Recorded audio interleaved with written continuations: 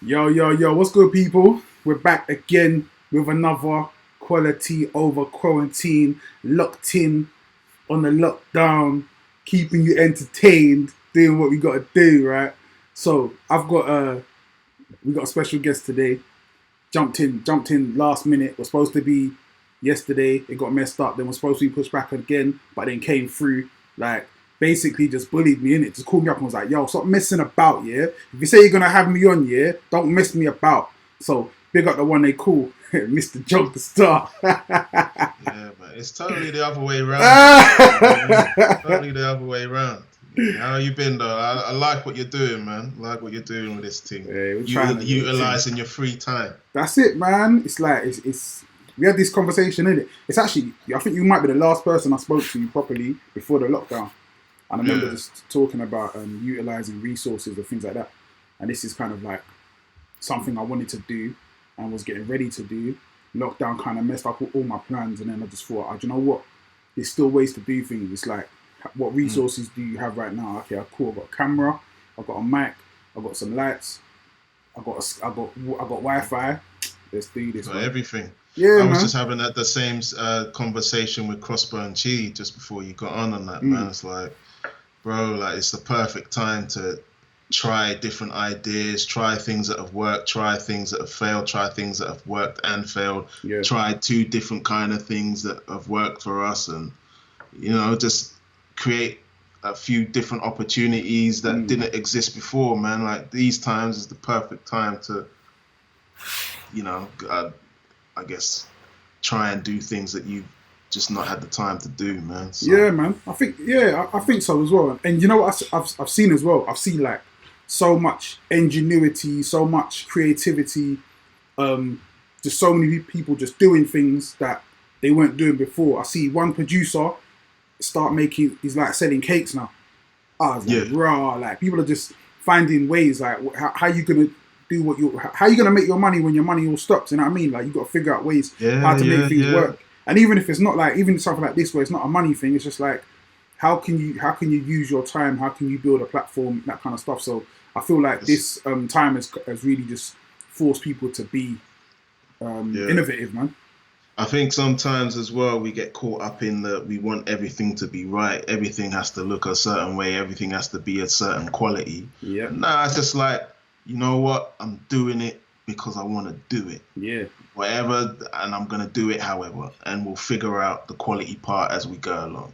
that's it. And that is hip hop in a nutshell, man. Yeah, You know what I mean? That's it's that's that's what it is. God, it's God's work, man. I feel like make something out of nothing is God's work, as Nas says, and I feel like that what you just said is like it encapsulates me as well, yeah. Because I'm always the kind of person, yeah, I'm like it has to be a certain caliber for me to want to do it, and Yeah, all these different ideas I had, um, they never came through before because I was waiting for the perfect time. And it's so funny because I did a video right before lockdown that I didn't even put. I actually deleted it off my Mac yesterday. I needed space for another video I'm editing, and basically mm, the video was creators create, and it was like not waiting until everything's right. It's that whole idea of jumping, grow wings on the way down, and this situation actually forced me to do a lot of things I wasn't going to do because yeah, I didn't want to do the show until I had I ordered the equipment was already ordered, the mics are already ordered, this new sound desk, the podcast sound desk is ordered. We already mm, got the cameras. We had some more lighting on the way. We got the room, and I was like, this little sign I got behind me on the TV. I wanted to get like a proper sign put up with the hip hop logo that you can see. yeah. Yeah, yeah, Running across, yeah. yeah. Right. So I had all that like ready to go. I wanted to look so sick, and then this came and shut everything down. I was like, cool. Now what do I do?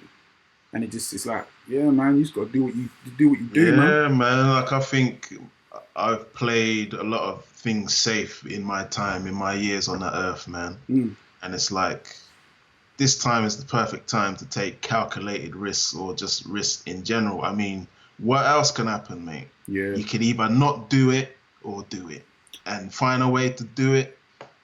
You're doing it. You get me? And that's the beauty of this kind of situation, man. Like, you know, for people of a mindset like ours, mm, you are always gonna find a way regardless of, you know, the obstacles in your way. It's like you said, you had it all visioned out a certain way.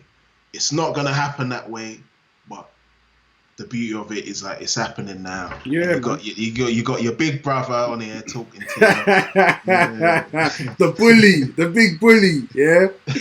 It's jokes as well, yeah, because like what I was saying before, so I'm saying, man, you bullied the thought out of my head what I was about to say. So let's you know, anyway, I'm not gonna get drawn into this bullying type thing. You get me?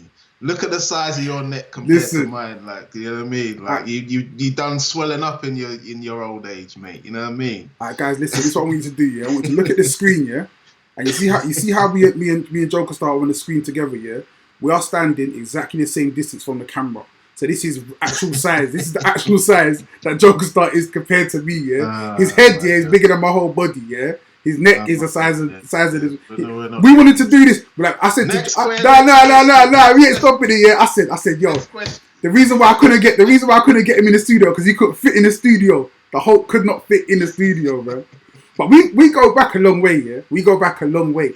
I first met you. Actually, no. Let me start from the beginning. There was a time when I was young, so I must have been like maybe 17, I think, where I wanted to be a DJ. So what had happened is, I think my brother Terra must have got some decks from somewhere, and we would go to Westwood's shop in where was his shop? Off Dean Street. He had a shop. Westwood had a shop, or that he co-owned anyway. So we would go there and get our vinyls. So one of the vinyls I got was Raw Spittage. Boom.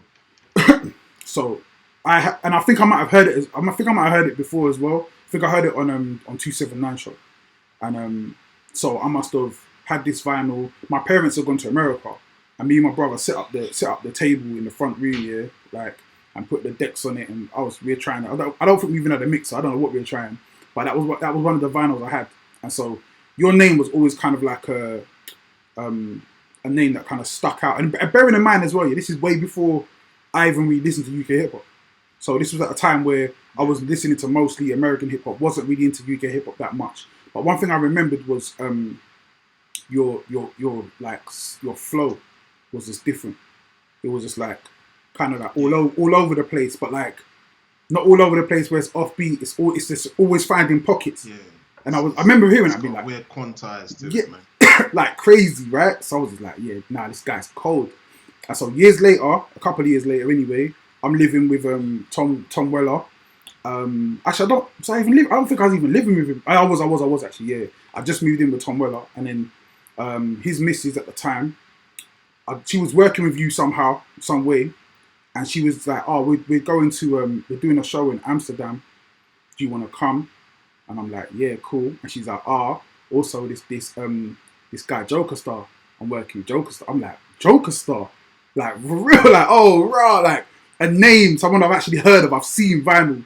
And so the first time I met you was actually at the, I think we got the train in the Eurostar Saturn. Yeah. So you wouldn't talk to me. I couldn't talk to you. How could I?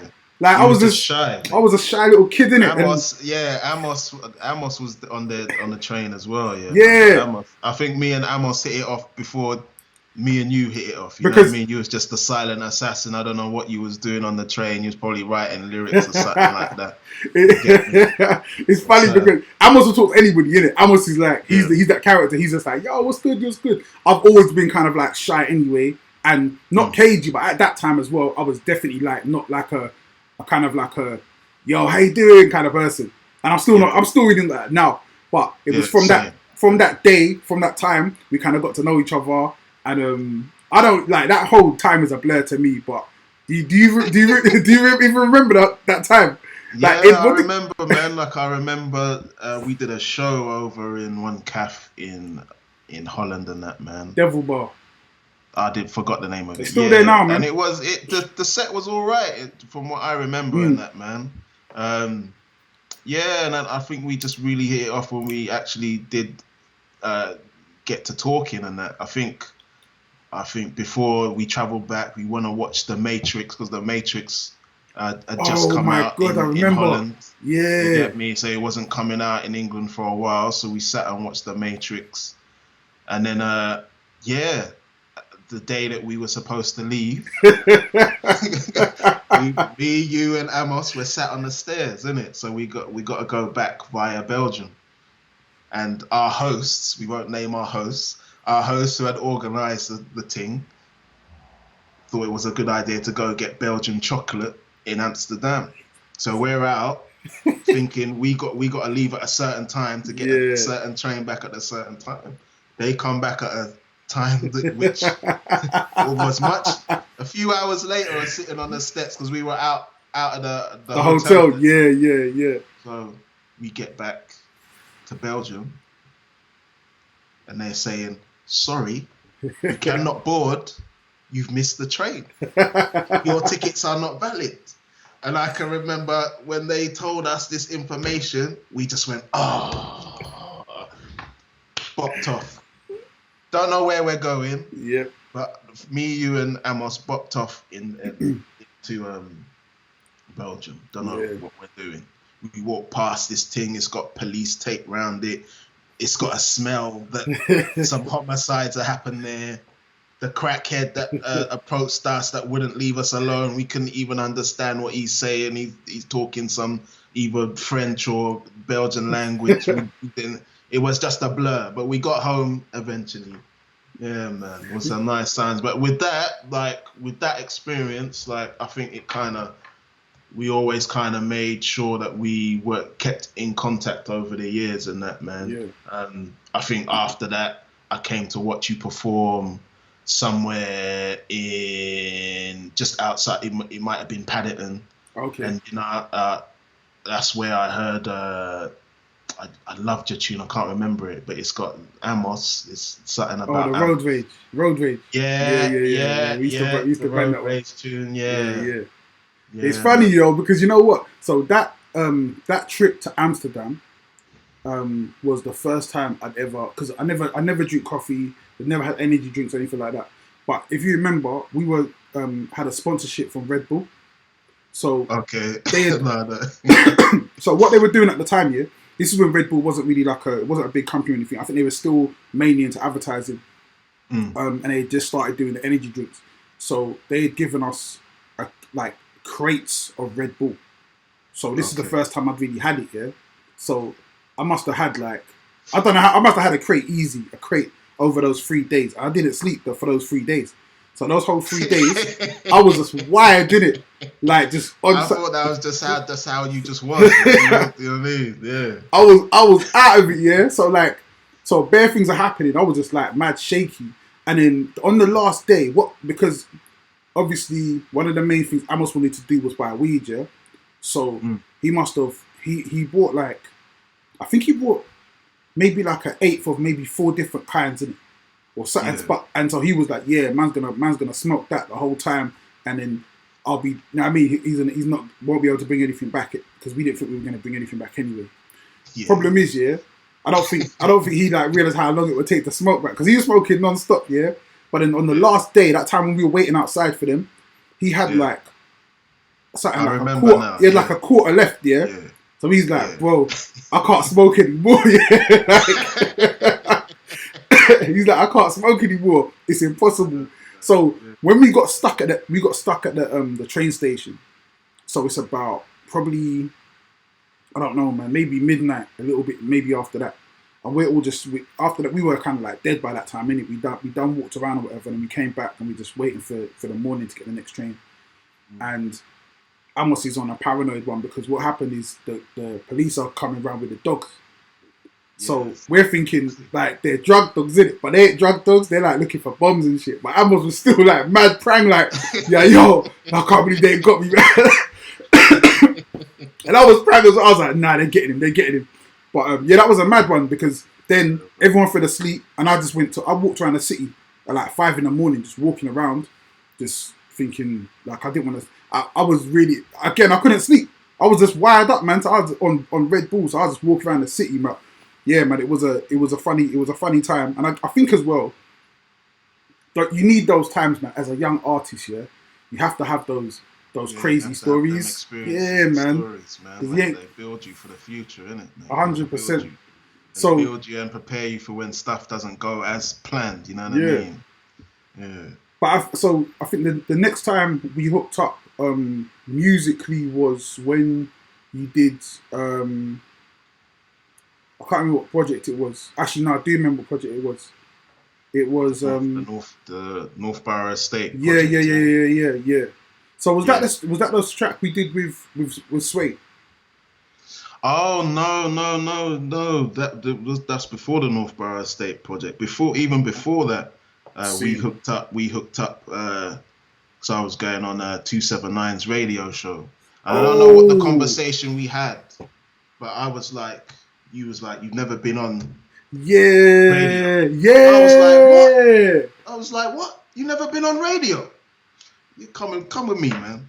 And that's I always did that for my people, innit, man? yeah. Like, you know what I mean? I like having the stories and the experiences that we all share together. You get Yeah, me? So you, my boy Dark Angel. So yeah, yeah. the next time we hooked up was the radio, and then yeah, we did the tune with I produced the beat. What's it called? Attack of the Attack Clones, of the and Clones. then Yeah, we did yeah, with the remix Revenge of the Sith. yeah, So yeah, man. At that time, Sway was just popping in it, yeah. Mm, or just about to pop. But like I heard him on the Kiss FM freestyle, and I thought I want to do a tune with him. yeah, You get me?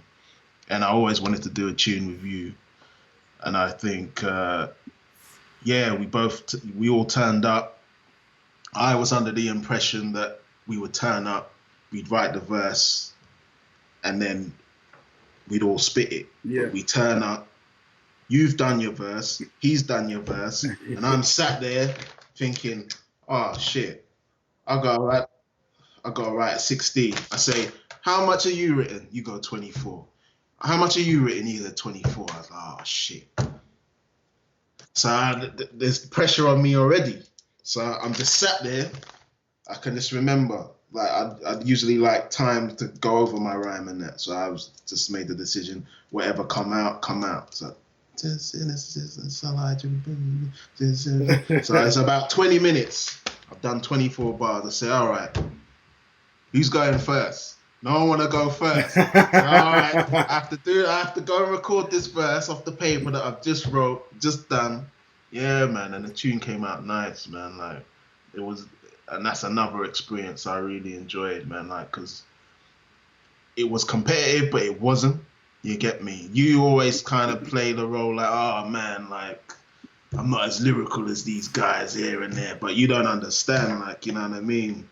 At that time, I'd learned so much from you in terms of like how you carry. Because bearing in mind, when you met me in 2001, 2002, I'd only been rapping for 2 years. See. So I was still a student. Yeah. am a student. You get me? Yeah. So back to like the second time I met you was like at a show you did in Paddington. And just watching your stage presence and performance, I was like, this guy really knows how to command the crowd. Like, you know what I mean? How he holds the mic, how he addresses the crowd during the breaks of his song, how he even comes into the crowd, brings the energy to the people and goes back. You know what I mean? And then in the studio watching you work, it's like he's got a cadence, his voice is really powerful. You know what I mean? My voice is all tinny and because I rap from the throat, he's got a big voice. And then watching Sway do his thing, like how he does his 4-bar drops and he's just got a mad, unique style. And I'm like, you know what I mean? It's like the pressure was on me because I was the most unprepared out of the three. You get me? But I feel like the way I see it, yeah, because rapping is so unique to the person of how you are, yeah. So you're never really gonna get or see that in somebody else. Because to me, I just thought like the way you recorded, I was like, rah, because you'll record like 4 bars, and then you'll be like, nah, we did it again, and you'll record the 4 bars again, but it won't sound like it did the last time. Yeah. And then you'll do that like bare. I was just like, nah, that's just because to me it's like it's almost like you think of it as martial arts, yeah. It's like there's no form to it. You're just moving. It's like there's no defense to that because you're always in the moment. and it's funny as well, yeah, because now the way I rap now is way more similar to that style of rapping, because it's like I don't write rhymes down anymore. So every line is it's like you don't know what's coming next because it's all feeling. And the way that you record was like, nah, I'm not feeling it that way. I'm feeling it this way right now. Whereas back then I was super rigid. The way I would write it was like, no, that goes there and it's gonna go there every single time. And I think it had to. Seeing how other people do what they do allowed me to kind of grow in a different way. And even watching Sway, I think at that time, Sway was way more professional than us, because I feel like Sway, he really saw it as work and a job. So like his approach to it was, I'm gonna be lyrical, I'm gonna be funny, I'm gonna stand out, I'm gonna be novel. It's gonna be novelty as well. And again, it's like all those things. These are things that even now I still look at and I'm like, wow, yeah. I still learn from these things. Even back then, I still look at those things and think, yeah, those were really good, teachable moments. Yeah, because them times there, my style was so free. It's because one, I had a grasp on like music theory. You get me? Right. So I had a understanding of my stuff needs to fit here, but I didn't have really a real structure to how it would sound. I just knew that it would have to fit to a certain method in my head. So that's why, and Amos said that as well, like, because I remember we did a session with Amos down in Kingston. One time. Yeah, for me, it was just all about getting it to fit. I didn't really have a particular way of it, how it should sound, but I also would, how I would try and make it fit. Like I would try different cadences, you know what I mean? Yeah. Like I would listen to how it came in, came out, and it was just learning on the job, man. Like I was as talented as I was, as much as I kind of embraced the hip hop culture, embraced music theory and studying. There's no real way of kind of knowing what your style is gonna be. Like I had no, like I had artists that I liked. Like you could probably hear the influences. Like I'd use at the time, like I liked Mos Def because Mos Def was more of a singer. So his cadence was more up and down. Yeah. I liked Busta Rhymes. You can probably hear in my style a lot of Busta because Busta Rhymes was just hype. Yeah. Also, I like ODB because ODB would just do some stuff and just stuff with his voice. But I also like the offbeat rappers like Pharaoh and RZA. Yeah. You know what I mean? So I guess like my style was kind of scrunch them all up and you got a little bit of my style. But I didn't really know how to apply kind of method to the writing process. It's only like maybe 10, 15 years now where I kind of have a method to where like back then I would write stuff and forget the flow of it. Yeah. So a lot of the time when sessions that you're in, or you was in the session where I had just written it, it's an exact kind of, that's probably not the way that I wrote it. Yeah. But the way it came out, the way it would come out, and that's how I was back then. Like even sometimes I'd leave mistakes in there. That's the bit, because it's organic to me. Yeah. It didn't really kind of, and some people couldn't really get it because it's like it's not they're so used to hearing a formulaic type of sound on beats, they couldn't get with it. So knowing that, I kind of switched up my style a little bit the older I got. But yeah, man. But see, there's an element that, see, as a rapper, and someone who teaches young people how to structure bars, right? So one of the problems I have is timing. Like timing is something that if you have timing, you're good. You can learn everything else you can learn. If you can't learn timing, for the most part, you're never gonna really you're never gonna get to the level where, if you look at artists like, I know people hate me mentioning it, but Drake, yeah. If you look at Drake's timing, so if you listen to Drake's bars, how they're put down, even if you're talking about they going in afterwards and working them, the timing is impeccable. The clarity on the spacing of words, diction, cadence is incredible. Same with Eminem, it's at a level where it's like super crazy. There's also so with your style, yeah, because you're like you said, the offbeat style. To me, to be offbeat on purpose and be offbeat in the right places and make it fit, to me is way harder, because it's easy to learn beat, boom, boom, but it's like boom, boom, boom, boom, boom, but the bits in the middle, like where do you, how do you, and that's something that I don't think I can't teach, and I think it's hard to learn. It's something that's either in you or not in you. No, you can teach it. You can teach it, because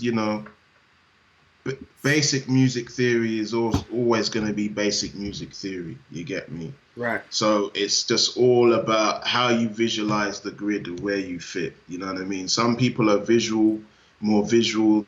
Some people can just hear, kick, snare. Yeah. And there's also people who are afraid to let there be space in their music. You know what I mean? So they try and fill it up. Yep. With bass, and they're trying to out rap the beat. Yeah. And then there's my style, which back then was a bit of that, but then I would not be afraid of spaces in your music. Yeah. The spaces is what creates the flow in the music. You know what I mean? So rappers tend to have a thing where they got to hit the rhyme on the 2 and the 4, and it has to be on the 2 and the 4. It don't have to hit anywhere. Yeah. Really. Yeah. It can hit on the 1 and the 3. Okay. You get me? But then to me, that's fine. That's fine saying that, and saying it can hit wherever you want it to hit. That's fine. But to me, it's like, what were you aiming for? When you're aiming to not hit these different places, to me, I'm like, yeah, that's cool. But what I see a lot of, especially with young MCs, and we talk about Blueface a lot. Blueface comes into this a lot, where people are like, nah, you can't rap. And to me, I'm like, I'm half and half. I'm like, yeah, nah, he really can't rap, yeah. But at the same time, he kind of knows he can't rap, so he's doing something different. And I feel like if he wanted to be on beat, he could be on beat, but he's chosen to do something else. Same with Mike Skinner, he's chosen to go a different path. And I feel like what makes you stand out on beat is the fact, like you said, because a lot of rappers are kind of just, this is my flow, innit? This is what I do. So they're gonna sound very similar on a lot of tracks. And I feel like I had that for a very long time, where this is how I rap.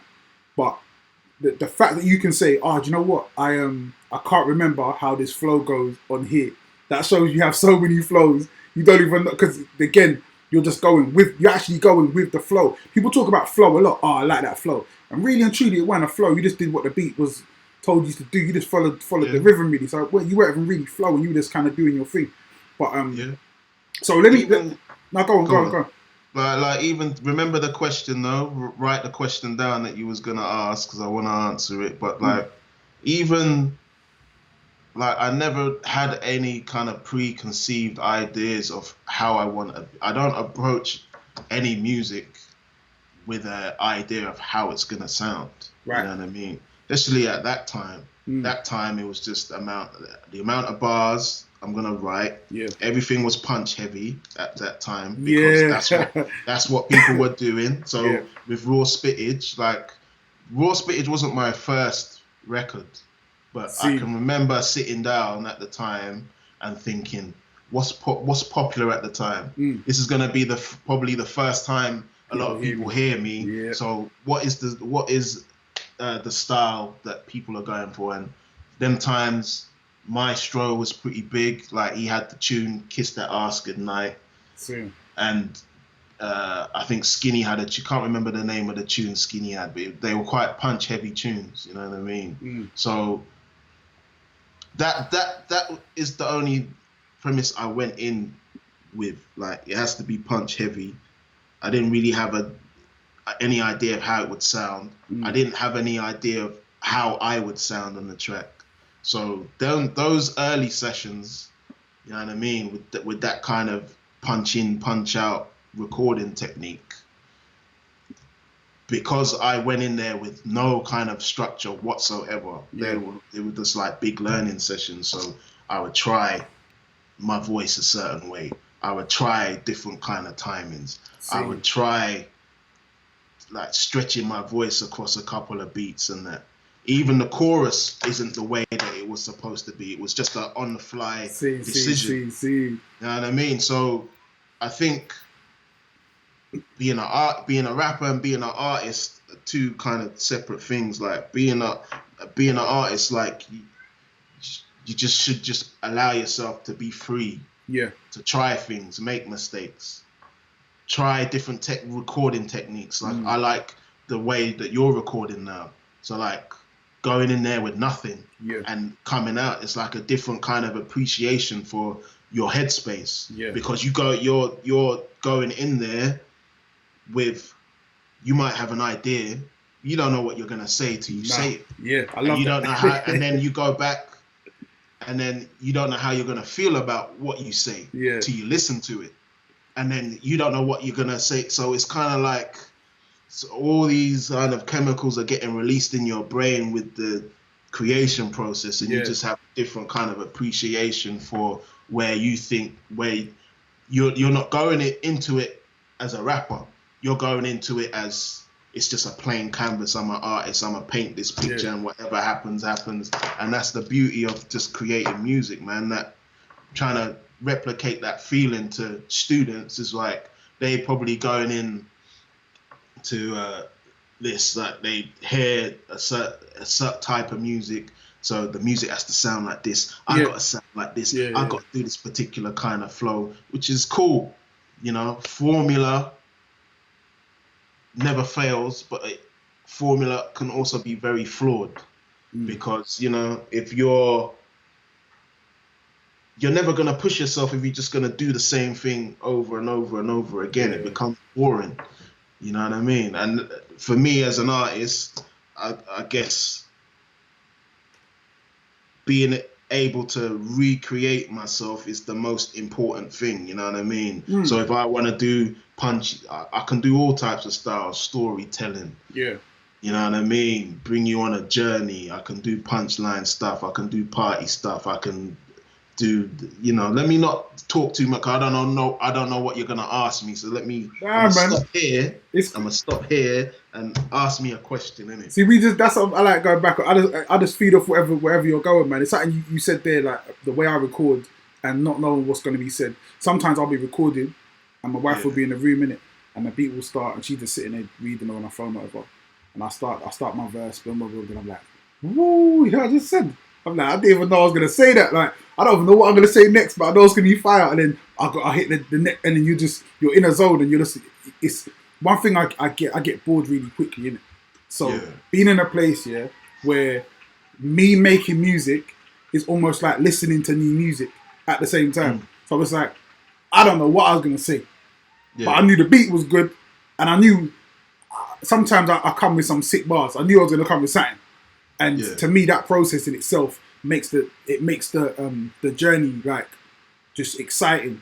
I got sent a beat by Shotty Horror the other day, and I recorded it yesterday. I think I'm going to do a video to it tonight, actually, once we finish this interview. And I was Tony D done a version as well, and I see it pop up, and I'm like, I'm not listening to it because I don't want to be influenced in any way. So I literally just went retweet, like, yo, everyone go check that out. But I ain't listening to it until I've done mine. Mine is done. Then I'll check it out and be like, oh, I see what you did there. Rare. Because again, it's the idea of just being totally free and just finding your own space and not being influenced by anything else. So onto the topic of Shotty Horror, Tony D. We're kind of skipping over like a big chunk of your career, to be fair. But it kind of does circle back. So when did you get into battling? I mean, I would always kind of battled on songs and that, man. I wrote as a battler. I got into battle rap as a fan with the jump off, 2-on-2 stuff. One of my elders also showed me some Scribble Jam videos and stuff like that. But I got into battling. I actually did my first battle like probably the week before or the week after my 30th birthday. I saw Verb T do one live against Kruger. I thought, you know what? Let me try it, because before them times there, it was all about freestyling coming off the head. Yeah. I mean, and I hadn't really practiced, and I didn't want to practice too hard. Yeah. In terms of being, I could freestyle and that, but cussing people in freestyle is a totally different skill. Yeah. And I didn't want to do that. So yeah, I got Verb T to holler at me. The first one, my first battle was at a like festival with different venues in Hoxton. Battled a guy called Prince Kong. And it went all right because how it was set up, I had a mic, I had the stage, I was above people, so it was familiar, you know what I mean? Yeah. I went in there, I kind of dialed the style down, like toned it down, because just on listening to how and what people were rapping about, I didn't want to come in with something too dense in terms of like, stuff would go over their head, innit? Like right. I was convinced like they weren't ready for my style 100%. You get me? So the second battle I did was versus Nishi, and that was just after a long hot day, man. That was the World Cup. England was playing, Germany, Lampard scored, didn't score. You know what I mean? So it was just a long day, and that was a learning experience because I was down at crowd level, everyone's around me, there's someone stood in front of me, he's got his entourage of people screw facing me. There's a camera here, there's a camera here, there's a camera here. So I know the person that I am, I can't focus on one thing. I gotta take in everything all the time. You know what I mean? So even not learning the process of preparation, you get me?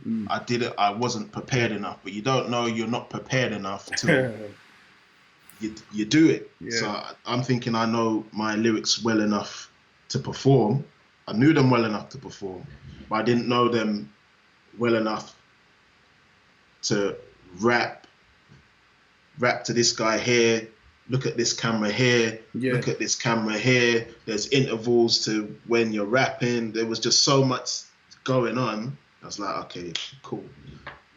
So it just took me a good while to kind of learn the process of things. So trying stuff like, you know, traveling early morning, waiting around till like 3 o'clock to battle. So you get into a city at 7 o'clock in the morning, maybe waiting around to battle at 4. You know what I mean? And understanding that you can't do it. Your brain is fatigued. What are you doing? So making a whole load of mistakes. And in all, it's just to be a more rounded, better MC, man. You know what I mean? So the initial reason I got into battle rap was just to learn a different skill set, to help my overall skill set. And once I got comfortable, I think, you know, I brought my performance element into it. I brought my cadence into it. I brought aggression into it. I brought similes and metaphors into it. And I just think people just weren't ready for it at the time. You know what I mean? It took people like Tony D to come in and do his kind of style, which is, we got similar styles. He's a lot more smoother than me.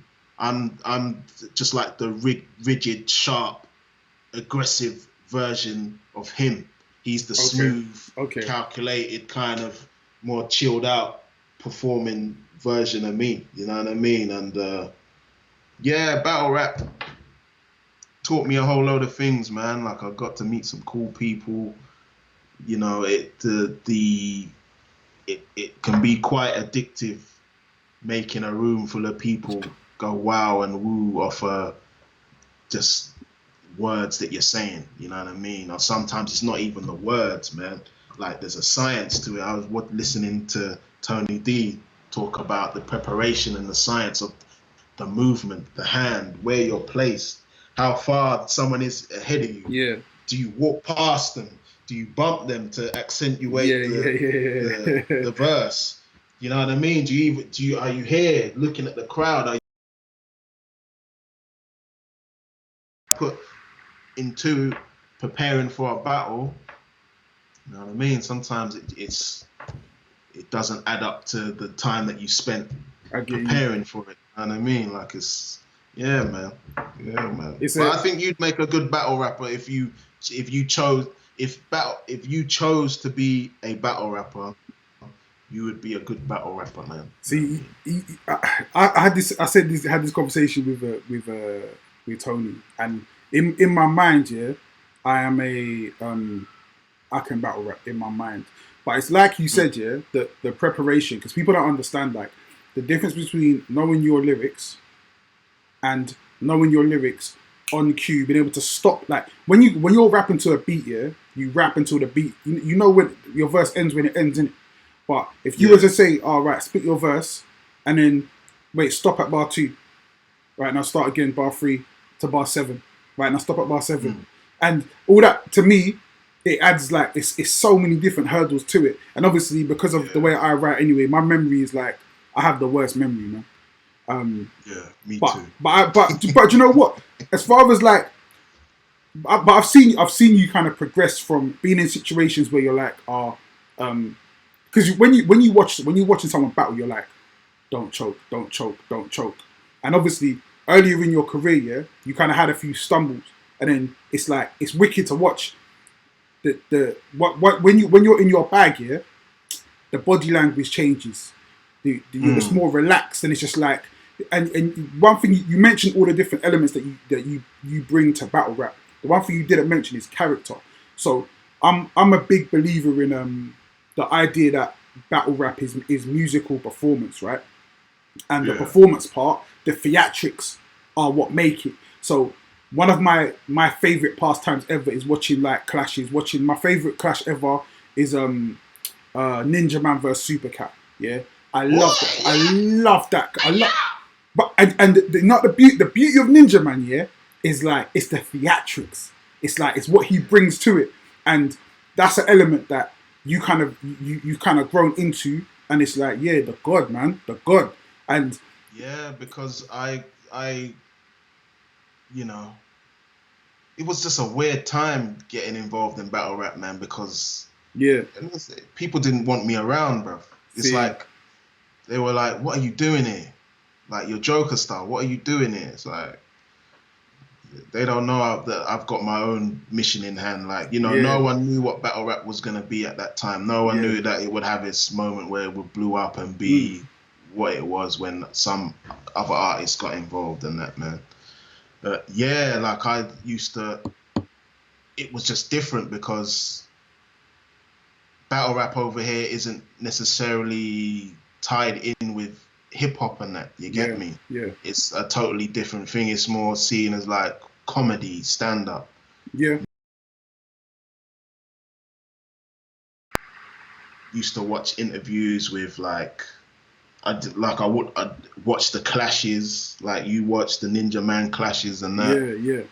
When doing a battle rap, I also studied a lot of preachers to see what their cadence was, you know what I See, mean? How they stop and pause.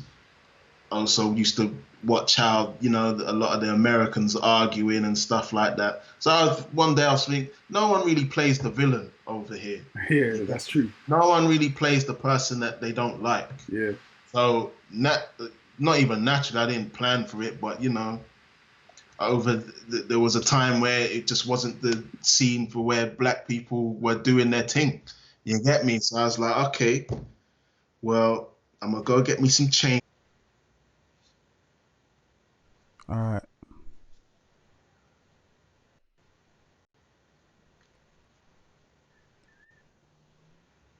Sorry, guys. We had some difficulties there. I'm just gonna try and sort this out. Apparently, we've gone back onto the same stream, so you lot are still there. Yemi, if you can still hear me, let me know. All right, let's sort the sound out.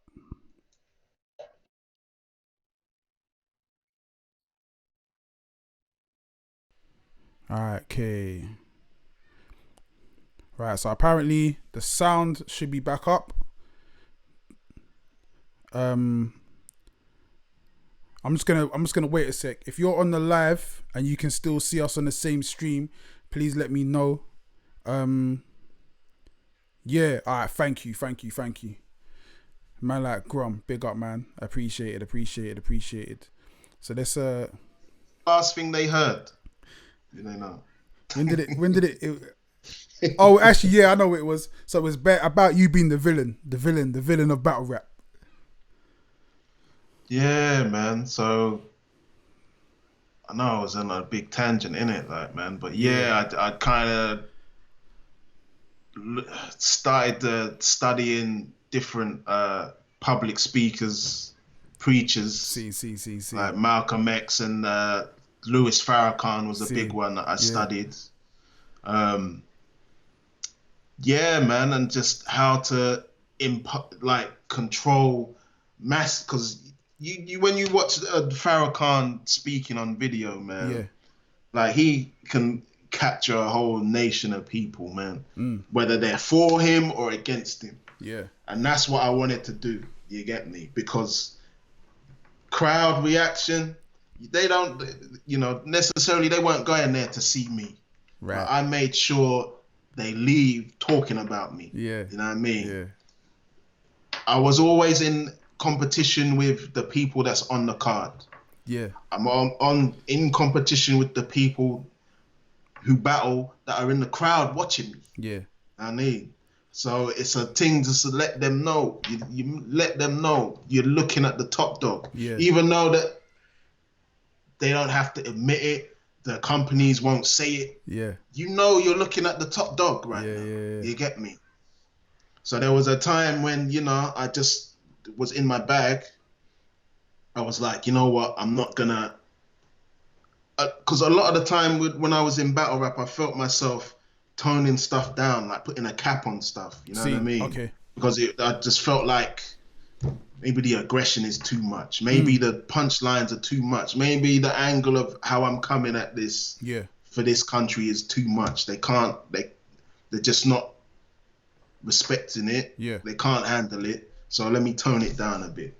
And then Premier Battles came around, and you know what? I was like, you know what, mate? Let me just go on 100 again. Yeah. And you know what I mean? Like, so yeah, being, a part of it is, you have to, people don't understand, you have to look a certain way on camera. So me, I'll make sure my clothes are new, my trainers are fresh. I've got something custom on all the time. My chain is custom. My chain costs more than, you know what I mean? So I used to, before the battle starts, this is how I'm talking to them.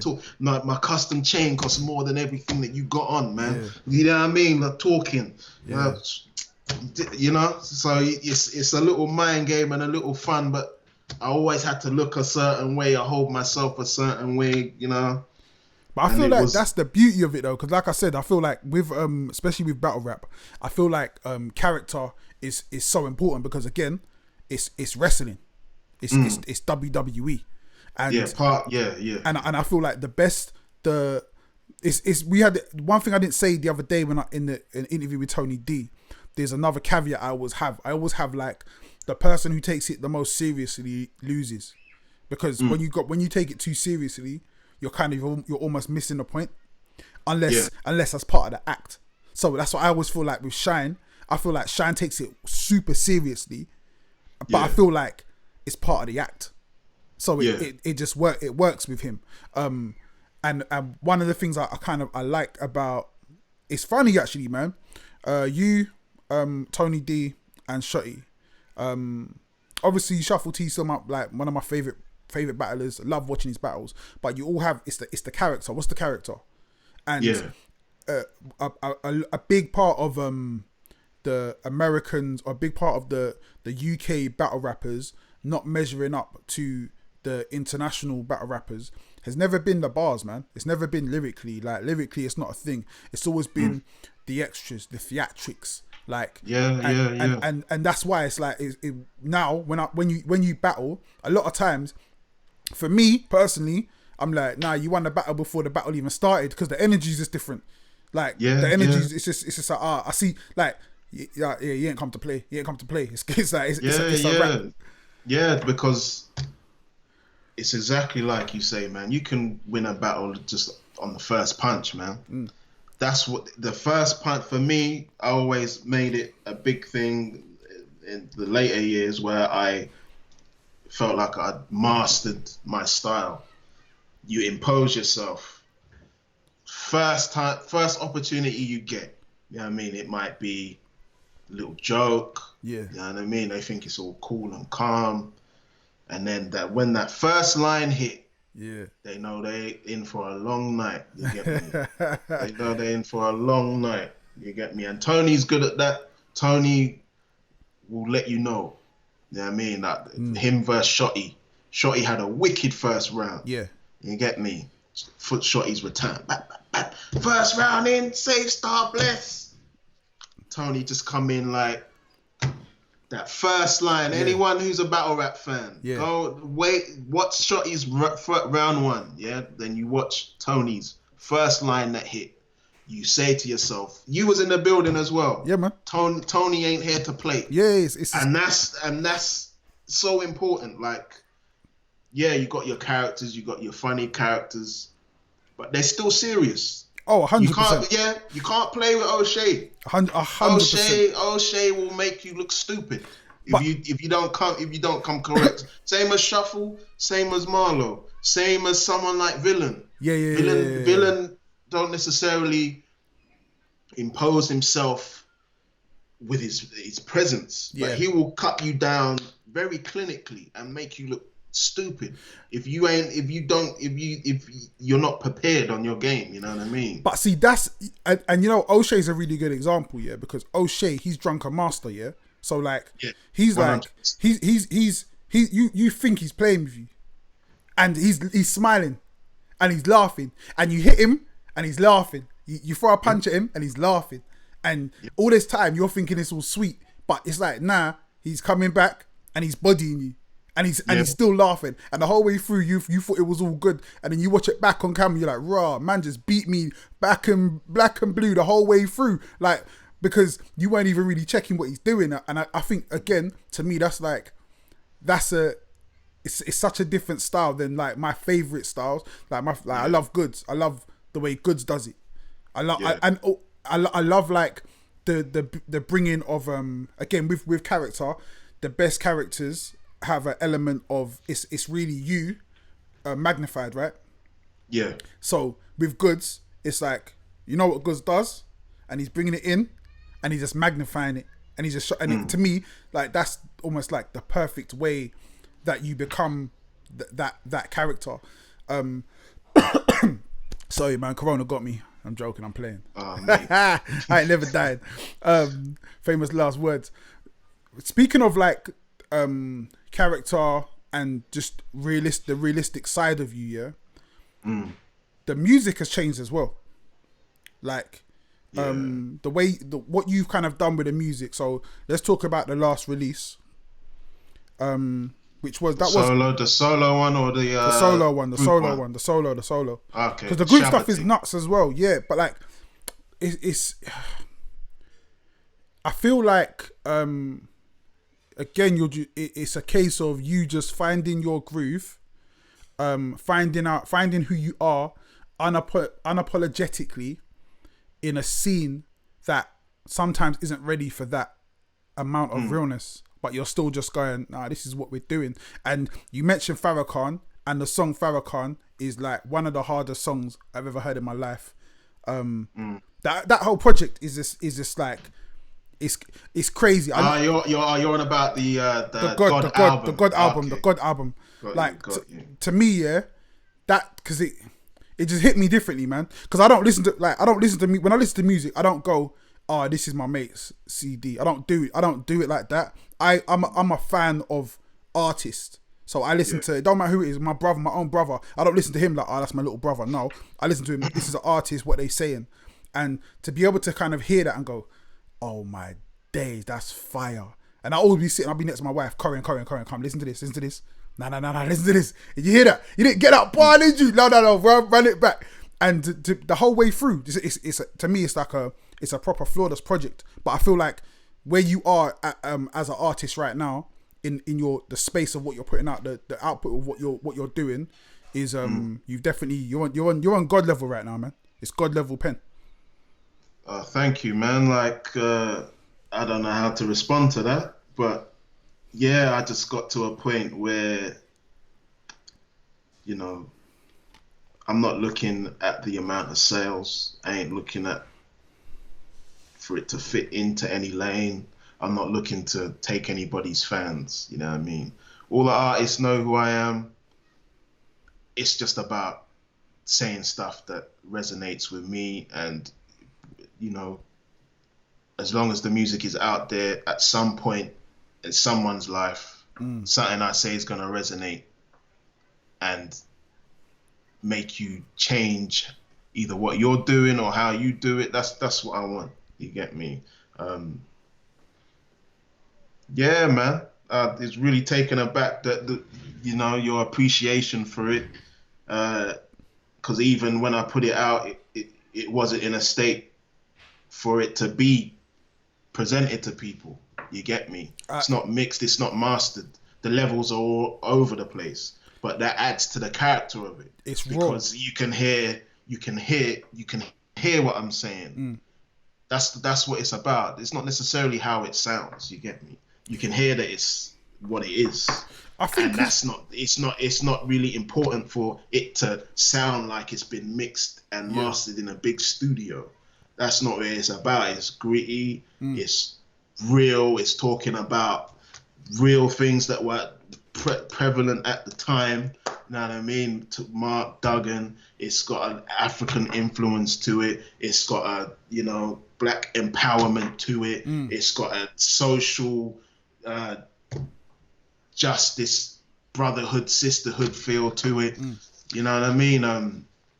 Yeah, man. I think that's really important at this because like this is funny, yeah, because we've had this conversation, me and you one-on-one. We've also had this conversation in group chats with a whole bunch of us on the line, talking about how we feel as black men in UK hip hop and where the scene is and what's acceptable and what's not acceptable, and just the vibe that we've been feeling in this scene for the last, I don't know, man, maybe the last 5 years. It's really been something we've been like, raw, like for real, because I feel like because of hip hop's roots in the black community coming from America. It's influence from Jamaica. It's influence from Africa, and also what comes with that, not just the sound, but the culture, the ideals, and the ethos that has come through music from NWA, Public Enemy, just the idea of what hip hop is. I felt like as a youth growing up, it didn't matter what color you were. If you were into hip hop, I just knew, alright, you're safe, you're cool, we're good. Yeah. Like, we know what time it is, we're gonna rock. There became a time where it was like, we're seeing people saying they're down with hip hop, they like drum and bass, but they're bigging up Tommy Robinson, or they're being mad racist online, or they're just not respecting where the culture comes from. And seeing that in a place, it was like, raw, this is really nuts. Or even being in a situation where you have fans of rap music that only like white rappers, and being like, raw, it's a nuts thing. So for a lot of us, we kind of moved away from where the scene was at the time, and just been like, all right, cool. If that's what you lot on, we're kind of doing something different. So again, with not just that project, but just the way you've been moving. Even in battle rap as well, because we also know that battle rap has a very different demographic as well. So there's a lot of battle rap fans that know nothing really about rap. They got into rap when 8 Mile started popping. They don't know what's going on. So again, you being in the situation you're in, to me is super powerful, because what it is, it's almost like, nah, man, like we're still here. We still do this for real. This is still our culture for real. And also, not only that, you're also bringing real elements of your African heritage into music, into modern African culture, into the culture, into what it is now. And I feel like that needs to be done, because people need to be reminded, like, yo, like, you have to remember where this came from, and if you're part of this, anyone can be part of this, like anybody. There's no racial barrier, there's no gender barrier, there's no sexuality barrier to this music, to this culture. But when you come into this culture, you act a certain way, you behave a certain way.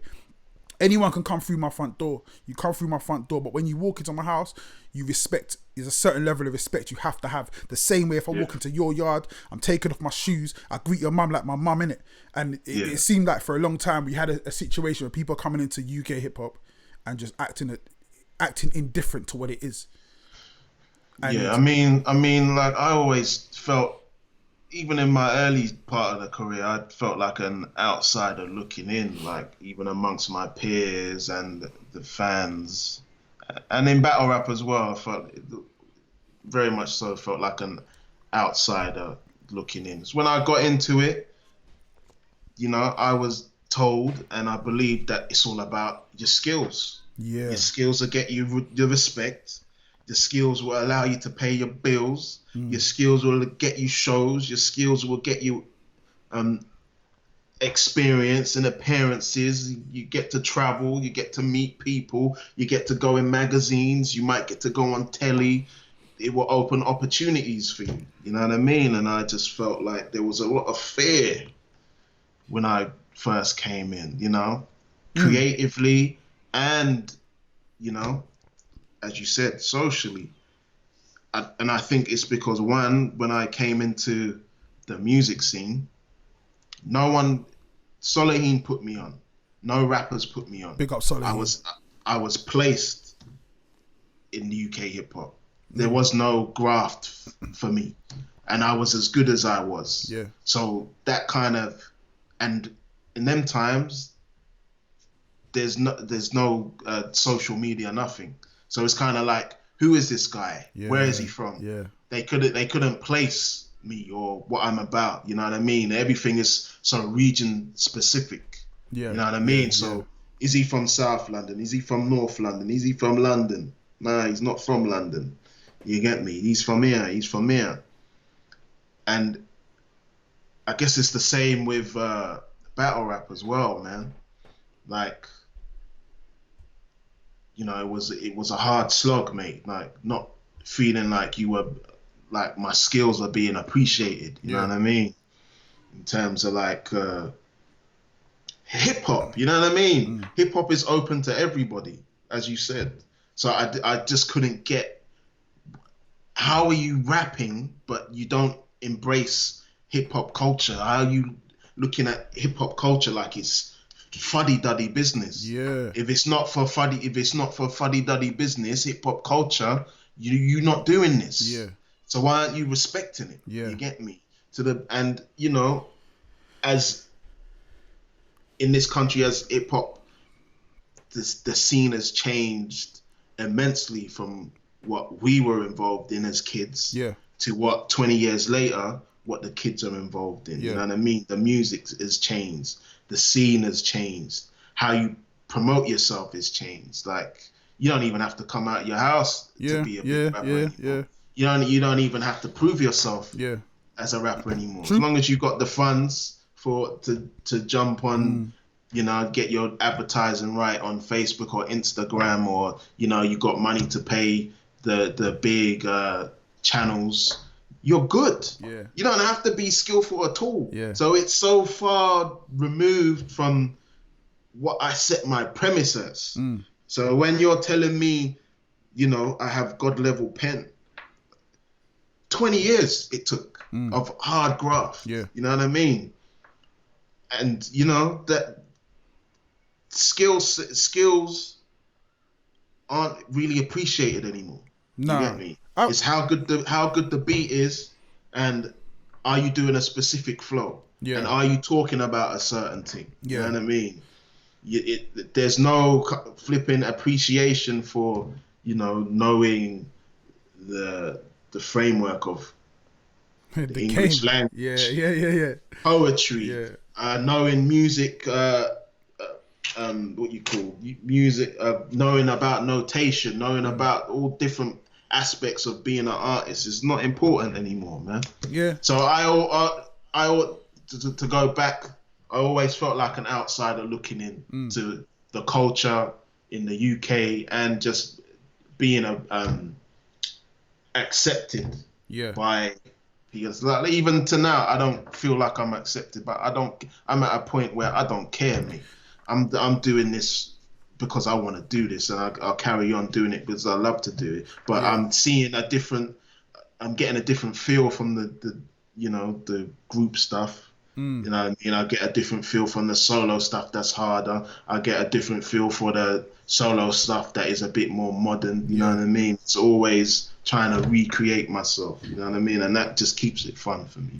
I think it's definitely appreciated to having like I said, to having someone like you in the game, on different levels as well, and someone who's visible, because again, like, there's a lot of nothing we do, especially like the message, nothing we do is original. We didn't originate any of this. It came through us.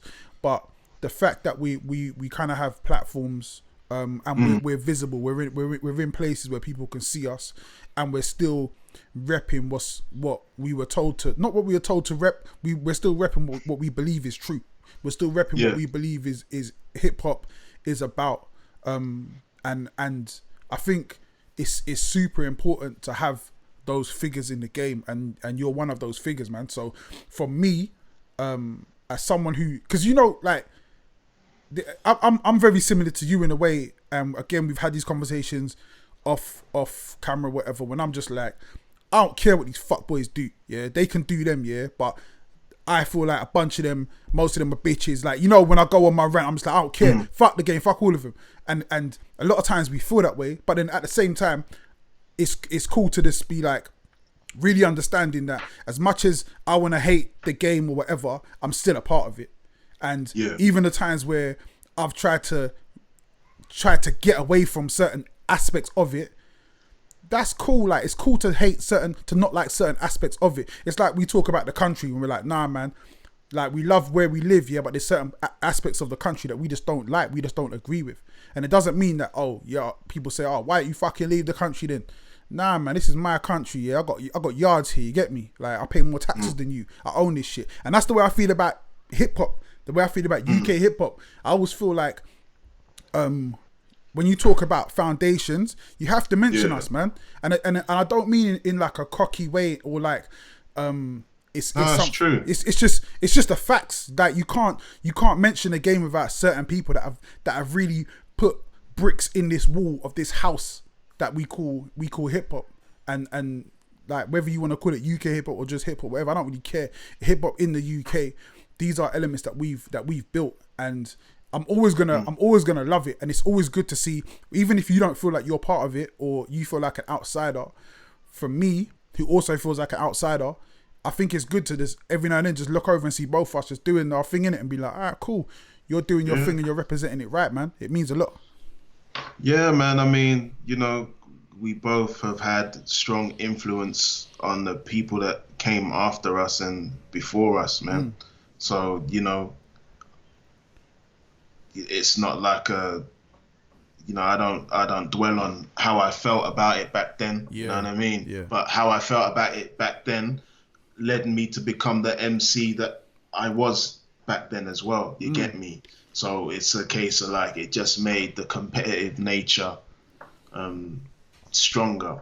So, whenever I did get my opportunities around said man, whether it's being invited onto a radio freestyle or whatnot, Yeah. I always made sure that people were scared to touch the microphone after me. Yeah. If you don't accept me, then fear me. Yeah.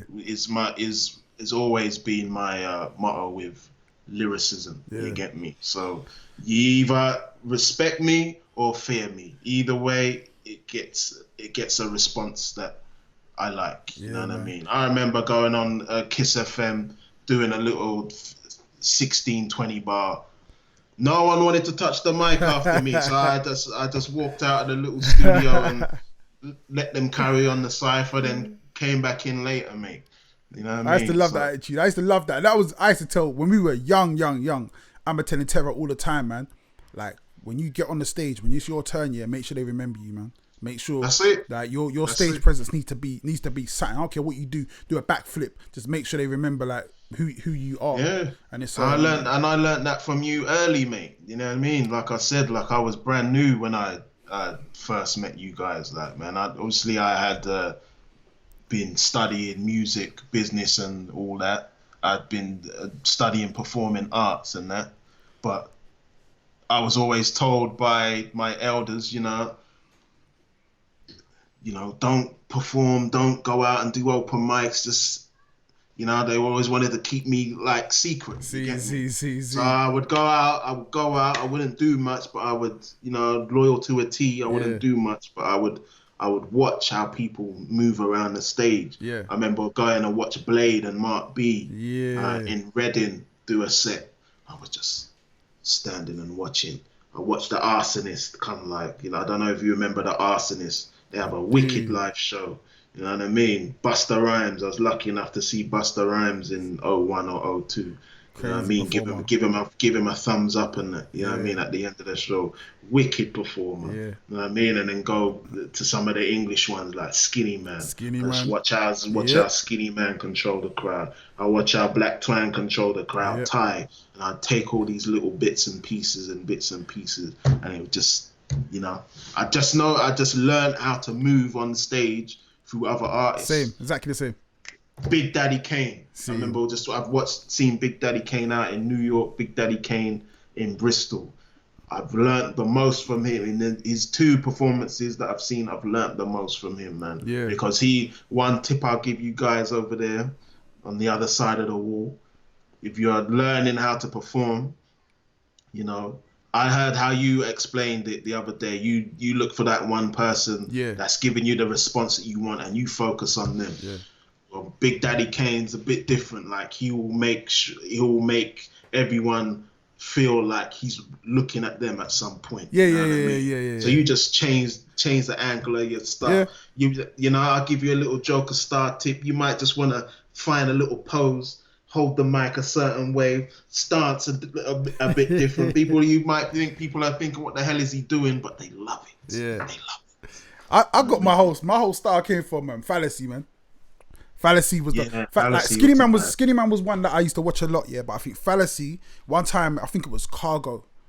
And Fallacy learned a lot of his stuff from Scheme and Sterling. Yeah. I think he was on stage with them, but I think it was them at the time as well. And I remember just watching like Scheme, the way Scheme moves, Big P, they certain man, just move in a different way, like not just on stage, just in real life. Yeah. Their swag and them three, their swag was just different.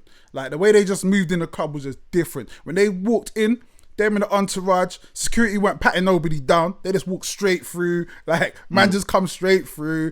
Like they got on stage, and I remember Fallacy, he was rapping, and then he jumped into the crowd. And I lost it. I was like, what? Like, you can do that? Like, I swear from that day, I jumped in every crowd I ever been in. Like, because it just, to me, it was just like, it just changed the whole vibe. And he was always like, I've seen Fallacy in places where there's no crowd, and Fallacy starts rapping, and people start going, what? And I always remember that. I'm always like, yo, that's the energy I want. I always wanted that energy. Like, to me, that's where I kind of got my thing from. Same with Skinny Man. He's a crowd jumper as well. And even like the bits in between, the talking to the crowd. And like I said, I do focus on one person, but it's also all that eye contact, we saying like, and all that. It just makes a massive difference. And I feel like there's not enough acts that really focus on that. Like you know me, I've always been the one to say live UK hip hop, live acts. I'm trying to be in everyone's top 5. Like I'm trying to be in everyone's top 5 all the time. Yeah. And that's always been something I've really kind of focused on. So enough about me. That's starting in our generation though, man. Like we were friends, but we all competing with each other. It's friendly competition. Yeah. You get me? But you know, you want to be the best. I want to be the best. Yeah. Parky want to be the best. Klasnikov want to be the best. Tony D want to be the best. Reveal want to be the best. You know what I mean? Yeah.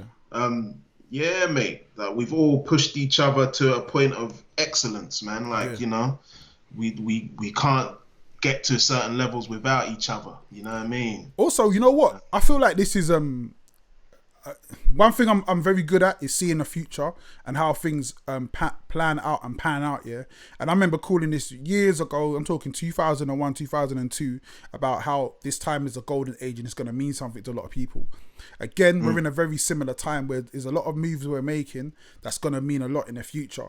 And I feel like, because a lot of us are kind of reaching that age, like the majority of us are almost touching 40, innit? So like, I'm 40 next month. Yeah, see, that's what I'm saying. So it's big man years. I say a fool at 40 is a fool forever. So we're about to reach that level where we're about to be what we're gonna be, and it's a beautiful thing to see, because a lot of us have maneuvered ourselves and worked ourselves into positions of power, into positions of influence. And I don't mean social media influence. I mean proper influence, where not only are we working in the scene, but we're also working on the road, in the street with real young people and actually changing lives. So the future of what music it means to the industry, as far as not just music as in what we do, but I mean the entertainment industry as a whole, and also seeing the impact of that into education, is going to be massive. And there's so many of us in different situations.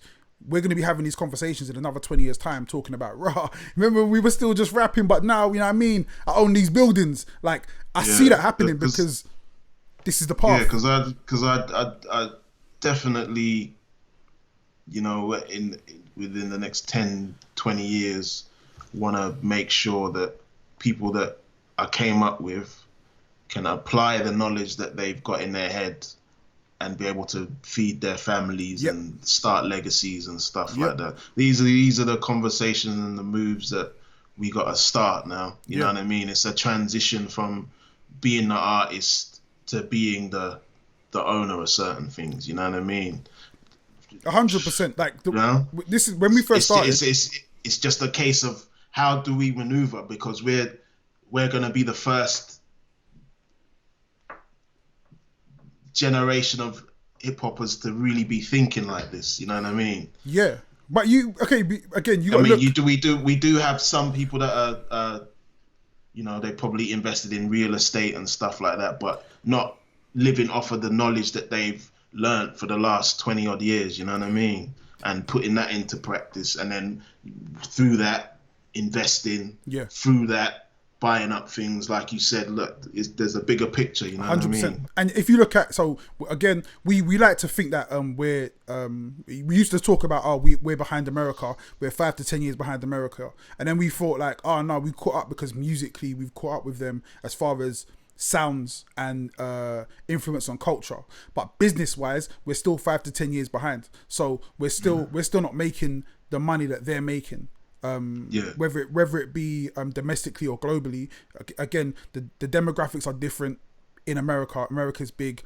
They feed off what they export. So hip hop and music, they export, but they love it themselves. We're kind of different in a way, but at the same time, we have Europe. So Europe is bigger than America.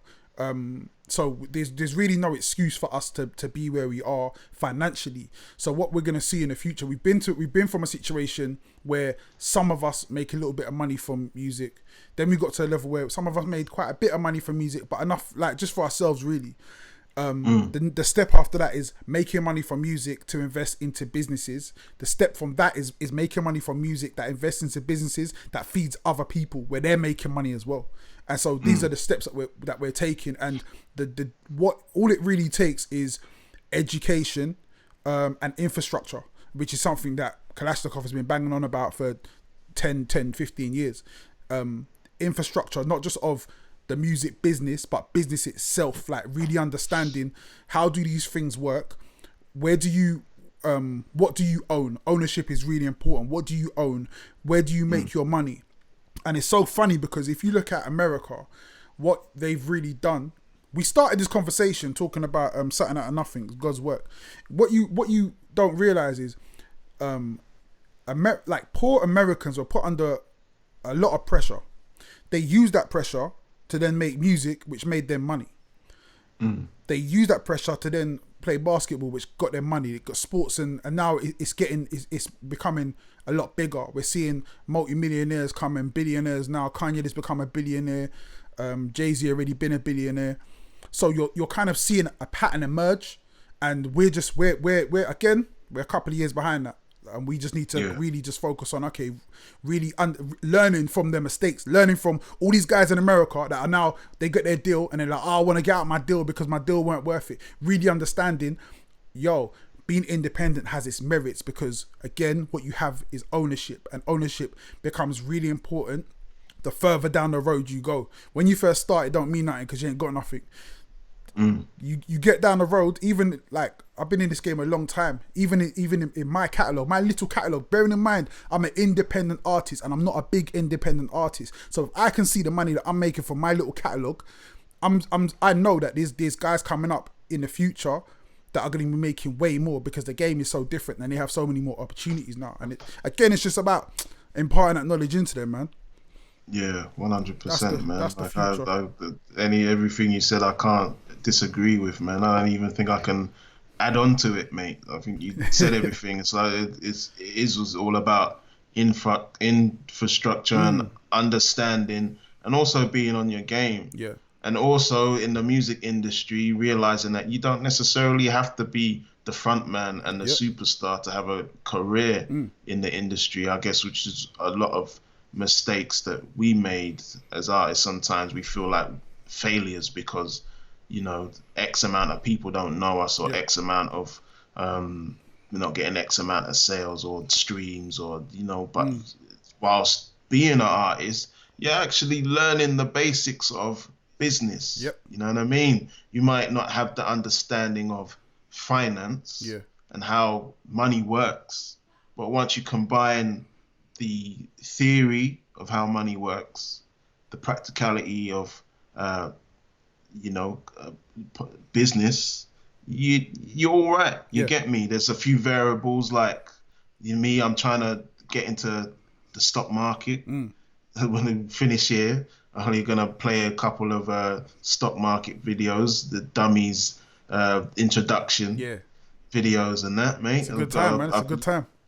So it's a beautiful time, you know what I mean? It's just, where do you put your money? Yeah. It's so important. Yeah. Like when I was younger, coming up, and people don't understand, man. Like, there was no CDs, CDRs. There wasn't none of that. So to be able to get played on radio, you have to have a piece of vinyl. Yeah. The minimum you would have to spend to get vinyl is about £500. Yeah. For 100 white labels. Yeah. If you're prepared to invest in yourself like that, you get me, and banking on, I need to sell these 100. Yeah. I need to press this up just before you go to the radio station, even though that you're not even sure that they're gonna play your music first of all, but you have the belief. You know what I mean? Like, it goes along with belief, and persistence goes a long way, like within your 20 years of knowledge, like, you know what I mean? So I don't want, for artists our age and a bit younger, if you feel like, you're not a success at this, just know that you're learning some parts of a skill set that you could put into other aspects of your life, and you'll see the trickle down effect. You might have to learn a few skills here and there, a bit of information here and there, but no, hip hop is a premise of, I don't even know that's the right word, but hip hop is the starting blocks of being an entrepreneur, because it teaches you to make something that wasn't there in the first place. Hey, listen, man. So you have to understand that that is a very hard skill to do. Yeah. From when you're turning on your MPC, to when you're picking up the piece of paper, to when you're getting your lists of DJs together to send your tune out to, when you're doing your flipping advert for your video that's coming out, you're dressing up your web pages with headers and artwork, and you got your branding here and there, and you're thinking, this is how businesses think initially. Yeah. So let me stop there, man. Nah, man, that's it's a good place to stop, because we stopped where we started, man. It's making something out of nothing, and it's funny, man. We made a little out of a. We made a lot out of a little. Like we done all right, bro. We done all right, man. I did all right, mate. 20 years later, I'm still here, mate. Like, can't complain, man. Yeah, man. I'll say big you up, man. Big you up for coming on, man. It's been a great chat. No worries, brother. And it is anytime. It's cool for people to get a little glimpse of our offline conversations as well. Yeah, man. But like I say to everyone who's come on to this show, we're gonna do this again very soon. As soon as lockdown's over, we're gonna get the studio popping. We're gonna have people come in, might have a few performances and that kind of stuff. So we'll be doing it, man. Before I say goodbye to you, I want to say big up to Yemi in the comments. Big up 30-year-old Grum. Like, enough love for that. There was a few other people as well I wanted to shout out real quick. Big up Gleam, love brother. Brainstorm, see you. Big you up, man. Nothing but love. Oh yeah, me. You know what I'm gonna do one day? I got this picture of you when you were little. I might post it up. I love you, man. And you out here calling me a bully. Hey, listen. You just out here bullying all your friends. Ain't no one bullying Yemi, man. Yemi, I see Yemi badding up people on Facebook, you know. This girl not easy. It's crazy. My little sister, man. Enough love. But yo, Joker, love for that, bro. Love always, man. Stay on, man. I'm gonna say goodbye to these people, and then we'll catch up. We'll catch up soon, man. So yeah. That's Joker Starr, man. That's a big interview, man. It was heavy. I want to say big up everyone. Please keep sharing it. Please keep subscribing. We're doing well, man. We're getting them numbers, and we're building up. We're building a nice little following. So yeah, thank you. This is because of you lot, man. You lot been supporting. Always let me know who you want to hear from. We got a couple more weeks of lockdown, so boy. Get at me, man. We know what all these artists are gonna be. They're gonna be in their yard. They can't go nowhere, so we can get them. So let me know who you want me to talk to, and we're just gonna keep things going, man. But guys, I want to say one love to you. Stay blessed. Stay safe. Love to your families. It's peace and love always, man. One.